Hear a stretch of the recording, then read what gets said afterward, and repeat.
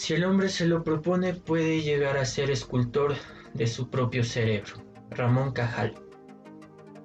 Bueno, mi nombre es Edison Guzmán, soy un estudiante de la Universidad Estatal de Bolívar, Facultad de Ciencias de la Educación, Sociales, Filosóficas y Humanísticas, de la carrera de Educación Básica quinto ciclo. En esta ocasión vamos a hablar acerca de un tema relacionado con la neurociencia cognitiva, enfocado al ámbito educativo.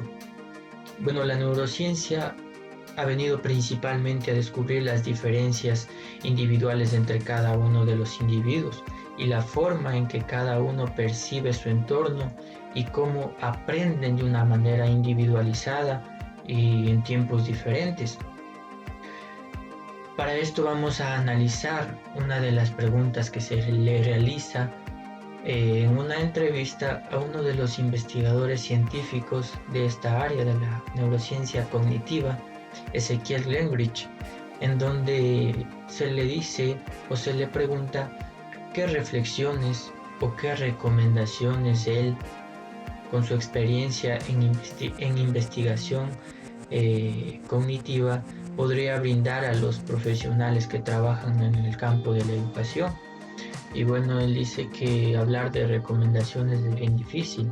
Sin embargo, él hace una recomendación sumamente importante y él dice que es la más esencial, que es no dejarnos asustar por la ciencia. En otras palabras, como futuros docentes, incluso como estudiantes, como personas, nunca debemos creer todo lo que la ciencia nos manifiesta, ¿no? Porque sabemos que la ciencia está expuesta a una comprobación, una experimentación, entonces tiene también un grado de veracidad. Entonces nosotros como docentes tenemos que aprender a aplicar nuestros conocimientos hacia nuestros estudiantes de una manera práctica. Por eso es que Ezequiel Glenrich dice que los resultados que la ciencia o los avances que la ciencia presenta en el campo de la educación tendrían muchísimo más impacto si existiría una relación entre estos dos campos, que es el ámbito de la investigación y el ámbito de la educación, es decir, la colaboración entre los científicos que se relacionan con esta investigación y los docentes que están realizando su práctica docente en un aula de clase, ¿no?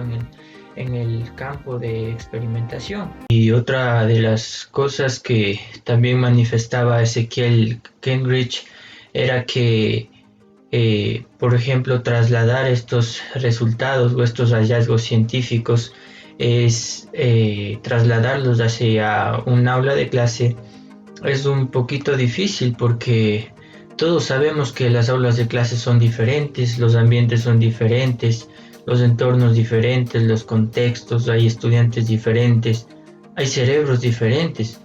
Es por eso que decimos que cada estudiante es un mundo diferente. Entonces, si nosotros queremos implementar una sola metodología para un grupo determinado de estudiantes, si queremos generalizar o globalizar estas metodologías, estaríamos cayendo en un error, porque si tenemos tanta diversidad en un aula de clase, nosotros tenemos que buscar estrategias, metodologías diferentes para cada uno de los estudiantes, para garantizar así el mejor aprendizaje de los alumnos dentro de lo que es el aula de clase. Otra de las cosas que perjudica el aprendizaje, bueno, sabemos que esto del aprendizaje está relacionado directamente con lo que es los lóbulos frontales, ¿no? Y hay cosas que dificultan el aprendizaje, por ejemplo, el miedo. El miedo es algo que nosotros como docentes, o es algo que a nosotros como estudiantes nos pasó muchas veces, porque a veces uno entra a un aula de clase, ¿no? y entra un docente y le hace una pregunta, y muchas de las veces uno como estudiante o los estudiantes tienen la respuesta a esa pregunta, pero prefieren no hablar porque por el miedo a equivocarse, porque como lo manifestaba Ezequiel Glenrich, él decía que los estudiantes tienen miedo. ¿Por qué? Porque si dan una mala respuesta, el docente lo que hace es ponerles una mala calificación. Entonces el estudiante, por miedo, lo que hace es retraerse y quedarse con los pensamientos que él tiene. Y eso no está bien, porque Charles Chaplin, uno de los grandes cómicos, manifestaba que los humanos, las personas, nadie tiene que tener miedo a equivocarse, porque incluso los planetas con su perfección muchas veces chocan, pero de ese caos nacen muchísimas estrellas que son maravillosas. Y si nosotros nos ponemos a analizar los casos de pensadores grandes de la historia como Aristóteles, René Descartes, o incluso científicos como Isaac Newton, Albert Einstein, fueron hombres que llegaron a ser grandes por eso, por el simple hecho de que no tenían miedo a equivocarse. Si tenían una idea, por más loca que parecía, pues la defendían. Y todos sabemos que en los tiempos en los que existieron estos hombres, las ideas que ellos tenían fueron cuestionadas. Y con el pasar de los años vemos que tuvieron muchísimo significado, incluso nos sirven hasta ahora. Entonces ese es el pensamiento, la forma de pensar que nosotros debemos implementar dentro de nuestros estudiantes. Darles la apertura para que ellos expresen sus ideas, expresen sus pensamientos, nos cuenten sus experiencias, por más subjetivas que éstas sean. Pero nosotros tenemos que buscar los mecanismos para que los estudiantes progresivamente vayan perdiendo ese miedo a expresarse abiertamente. Pero ¿cómo logramos esto? Bueno, Ezequiel manifestaba algo que para mí es algo súper importante. Él decía que hay experimentos y hallazgos científicos y está comprobado científicamente que un docente que implementa dinámicas en el aula de clase, que implementa el humor al momento de impartir su hora de clase, tiene mejores resultados cuando termina el ciclo académico. ¿Por qué pasa esto? Porque cuando un docente ingresa a un aula de clase solamente puede crear dos ambientes, o bien sea el ambiente positivo o un ambiente negativo. Sabemos que el ambiente positivo favorece el aprendizaje de los estudiantes. Si nosotros creamos un ambiente negativo, pues ya podemos darnos cuenta de las consecuencias que esto trae, ¿no?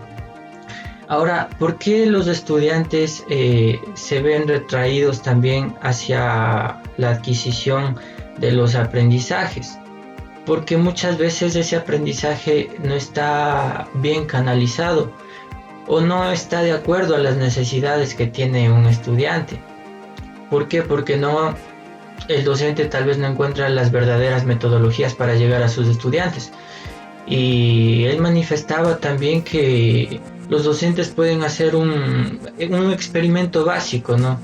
En el caso de un docente que tenga que impartir una misma asignatura a dos paralelos diferentes, pongamos un ejemplo, matemáticas, paralelo A y paralelo B. Si el docente tal vez escoge implementar o dar la asignatura de matemáticas en el paralelo A mediante videos, va al paralelo B y puede dar o impartir esa misma asignatura mediante, yo que sé, tal vez diapositivas, mediante textos.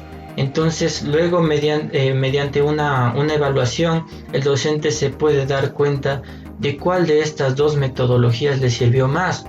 Entonces ahí sí puede llegar a concretar una verdadera investigación, porque mediante la comprobación el docente lo que está llegando es a la conclusión de que tal vez la metodología mediante videos le sirve más que tal vez impartir sus clases mediante un texto o mediante diapositivas. Entonces el docente puede ir progresivamente cambiando sus metodologías. Como ya vimos o ya analizamos anteriormente, las metodologías de un docente nunca van a ser estáticas, siempre van a estar cambiando porque las necesidades de los estudiantes van a cambiar, nunca van a ser iguales. Entonces, como conclusión podemos decir que nosotros como docentes, como ya lo manifestaba también en la entrevista Ezequiel Krengrich, él decía que los docentes pueden ser científicos y yo diría más bien investigadores. ¿Por qué? Porque dentro de un aula de clase el docente al momento de impartir su asignatura puede ir haciendo cambios. Si tal vez implementó una metodología, no le funcionó, pues cambia esa metodología. Si tal vez los recursos didácticos no le están ayudando, no le están favoreciendo, tiene que ir cambiando esos recursos didácticos, las técnicas de aprendizaje. Entonces va haciendo un continuo cambio que al final es una experimentación. Entonces Ezequiel decía que si existe este diálogo constante entre los docentes y las personas dedicadas a la investigación de la neurociencia cognitiva, se podría llegar a hallazgos en un tiempo más rápido y podríamos llegar a investigaciones más concretas que mediante la comprobación por los docentes se pueden llegar a aplicar a un grupo determinado de estudiantes, o se puede ir progresivamente generalizando las metodologías. Y bueno, yo como conclusión también quisiera decir que como docentes y como estudiantes, más que como docentes, no debemos tener miedo a equivocarnos. De hecho, la ciencia nace de las equivocaciones, nace de la experimentación. Los científicos se equivocan, los grandes pensadores del mundo se han equivocado, los físicos, los químicos, todo el mundo se equivoca. Pero si no se equivocan, nunca va a salir la verdad. Entonces nosotros debemos perder el miedo a equivocarnos, y cuando ya seamos docentes debemos enseñar a nuestros estudiantes que equivocarse no está mal, que de la equivocación también sale la verdad.